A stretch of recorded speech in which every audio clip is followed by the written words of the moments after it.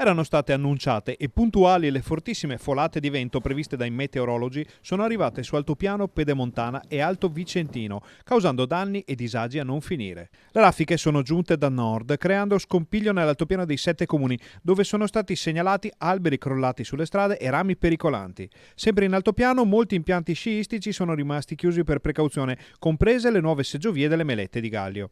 Danni anche a Bassano del Grappa, dove una parte della copertura dell'Itis Fermi di via Santa Croce è stata divelta dalla violenza del vento. Le folate hanno fatto saltare via i rivetti metallici, alzando le lamiere sovrastanti l'area amministrativa dell'istituto scolastico. Sul posto i vigili del fuoco, che hanno rimosso il materiale pericolante e rimesso in sicurezza l'area. Sempre a Bassano, ma in via San Pio X, i pompieri sono intervenuti perché parte del tetto di un vecchio palazzo era stato staccato dal vento e rischiava di piombare sulla strada sottostante, sempre molto trafficata.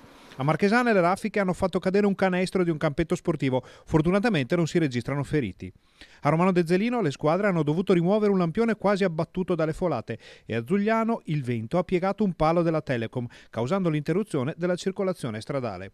Tutta l'area è stata interessata dal fenomeno tanto violento quanto rapido e in via dell'Artigianato a Sarcedo alcuni pannelli di un impianto fotovoltaico si sono staccati dal tetto della sede della Protezione Civile.